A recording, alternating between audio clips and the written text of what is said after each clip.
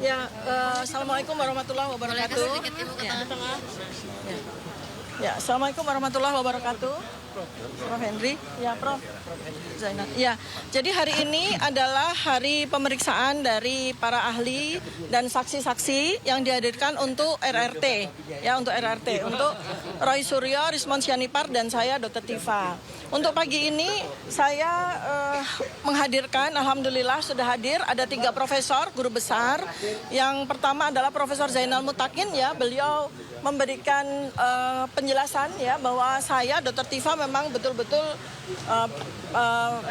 mendapatkan pendidikan serta memiliki kualifikasi ya sebagai seorang neuroscience behavior yang memberikan riset atau penelitian saya. Dan tadi masyarakat sudah mendengarkan sendiri ya bagaimana kualifikasi seorang Profesor Zainal Mutakin ya, ahli neuroscience bedah saraf yang sangat-sangat ternama dan mungkin paling ternama, dan beliau alhamdulillah dengan rendah hati bersedia untuk menjadi ahli saya.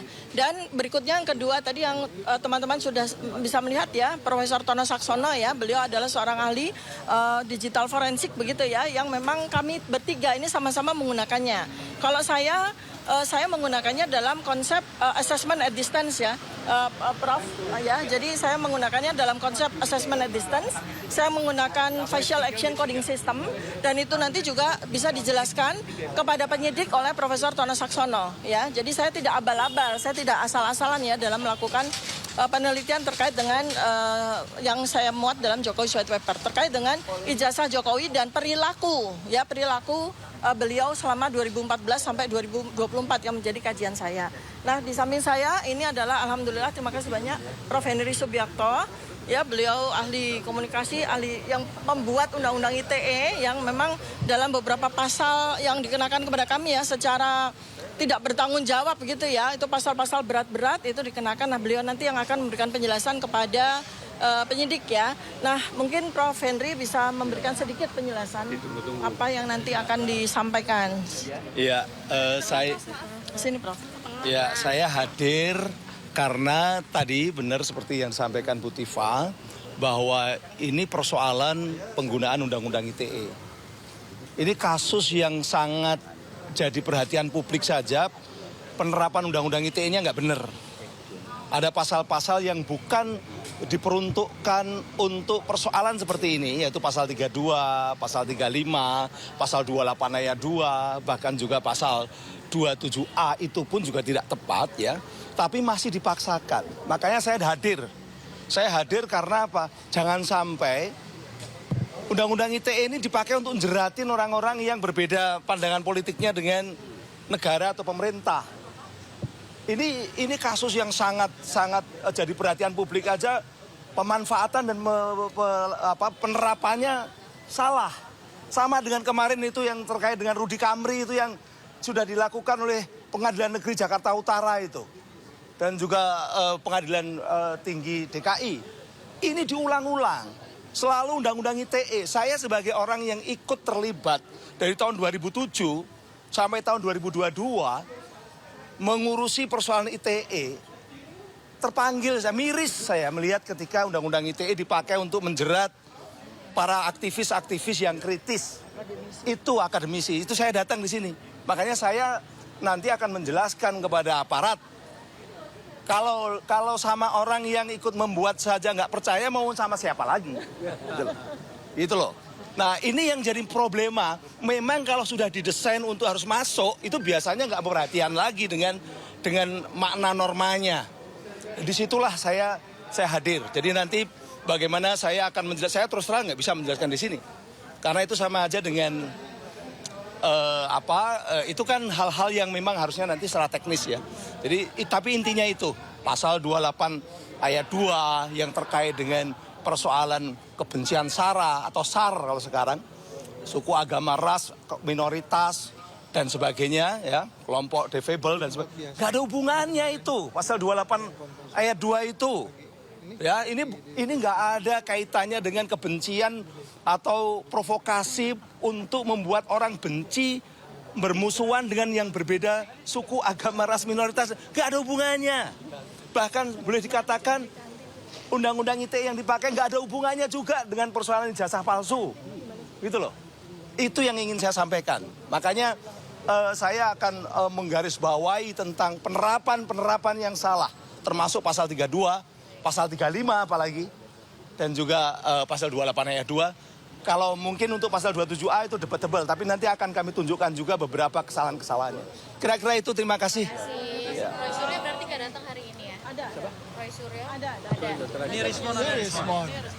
Tiga saksi itu, tiga ahli yang dibawa itu untuk keseluruhan tiga-tiganya atau satu orang tiga saksi?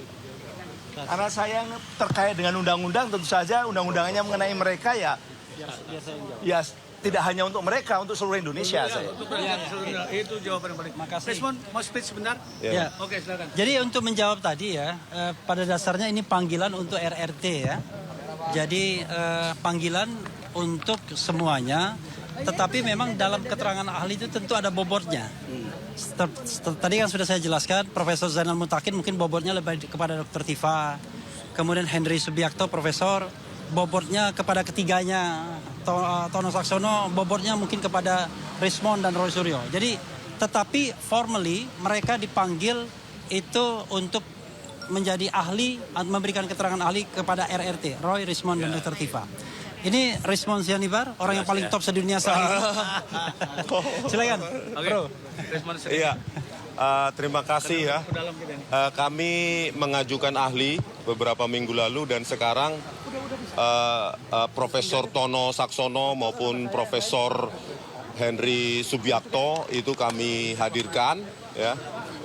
Untuk Profesor Tono Saksono itu beliau memiliki keahlian digital image processing maupun analog ya. Jadi beliau akan merangkan bahwa kami melakukan metodologi ilmiah yang sudah baku dalam dunia digital image processing. Jadi kesaksian dari Profesor Tono Saksono ini akan membantu mengklarifikasi kepada penyidik bahwa kami tidak melakukan manipulasi secara digital atau pengeditan. Berikutnya Profesor Henry Subiakto akan merangkan pasal-pasal terutama pasal 32 dan 35 Undang-Undang ITE ya yang menurut beliau tidak bisa dikenakan kepada kami untuk menjerat kami baik Pak Roy Suryo, saya maupun Bu Dr. Tifa. Begitu aja, terima kasih ya. Oh, tentang Bang Egy Sujana dan Pak Damai Hari Lubis, kami menganggap ya mereka sudah selesai sih. Kalau memang nggak kuat, pergi ke pinggir lapangan, biarkan kami yang melanjutkan perjuangan ini. Begitu, Mbak. Jadi nggak masih nggak? Sebelum kedatangan Egy Sujana dan Damai Hari Lubis ke Solo menemui Pak Jokowi, tidak ada komunikasi sama sekali, ya, tidak ada komunikasi sama sekali dan sampai saat ini pun tidak ada klarifikasi yang cukup detail dijelaskan kepada kami. Mungkin Bang Egy Sujana nggak merasa butuh untuk mengklarifikasinya kepada kami gitu. Jadi nggak masalah ya Bang kalau keduanya udah gugur status tersangka? Oh, kita tetap lanjutkan kan sekarang sampai ini tuntas. Kan Pak Joko Widodo ingin memulihkan nama baiknya. Itu kan nggak bisa terpulihkan dengan RJ ya atau SP3 ya kan. Itu akan membagikan secara gratis 1000 buku Kepada Gibran DPR dan DPD. Gibran Endgame Wapres tak lulus SMA kepada tiap anggota DPR dan DPD berikut dengan staf ahlinya. 1000 buku. Gratis nah, Bang ya? Ya gratis untuk wakil rakyat yang sudah digaji rakyat. Nah, jadi tim PH RRT sekarang sedang berkorespondensi ke DPR dan DPD. DPR dan DPD untuk memberikan kita kesempatan membagikan 1000 buku secara gratis. Dan itu dananya tidak ada bohir dari kami sendiri dan dukungan oleh rakyat. Terima kasih ya. Ya, ini 1000 buku nanti kita berikan undangannya. Tambahan sedikit ya. Jadi 1000 buku ini akan diberikan kepada anggota DPD. Kita berharap bisa beraudiensi dengan DPD. Dan kita bisa berharap beraudiensi dengan DPR yang selama ini cuek aja dengan kasus ini. Padahal kita rakyat sudah melayangkan surat 4 bulan yang lalu. Nggak pernah diterima juga oleh institusi resmi DPR. Nah kita berharap kita sedang melobi Komisi 3 dan Komisi 10 Pendidikan untuk menyampaikan soal masalah ijazah palsu dan masalah Gibran ini. Mudah-mudahan kita terima. Saya sudah berkomunikasi kepada Ketua Komisi 3 Habibur Rahman yang katanya akan membicarakannya dengan pimpinan Komisi 3. Biar saya spill di sini agar kemudian Adinda Habibur Rahman ingat janjinya ya. Kami rakyat ingin mengadu. Iya. Masa rakyat mengadu nggak bisa diterima seperti KM 50 dulu ya kan? Apalagi bagaimana kita mengadu kepada rakyat. Tetapi alhamdulillah Komnas HAM mau mendengarkan keluhan kami karena dalam kasus ijazah palsu ini banyak sekali kejanggalan-kejanggalan. Salah satu kejanggalan yang paling luar biasa adalah overcharging. Yaitu mereka dikenakan pasal-pasal yang tidak relevan, tidak masuk akal, tidak logis, tidak jelas untuk sebuah kegiatan yang tidak mereka lakukan. Dan itu ancaman hukumannya gila-gilaan sampai 12 tahun penjara. How come orang sehat seperti ini, dokter lulusan Jepang, tiba-tiba diancam dengan hukuman 12 tahun penjara gara-gara melakukan penelitian. Nah, hal-hal yang tidak logis inilah yang kemudian kita mau adukan. Karena selama ini yang terjadi adalah penyidik nggak peduli. Mau terbukti mau enggak, yang penting kenakan dulu pasal-pasal tinggi biar ada kesempatan untuk menahan. Alhamdulillah, ya sampai sekarang tidak ada penahanan dan kita berharap bahwa dengan tidak ada penahanan ini buktinya Rismon produktif. Dia menghasilkan Gibran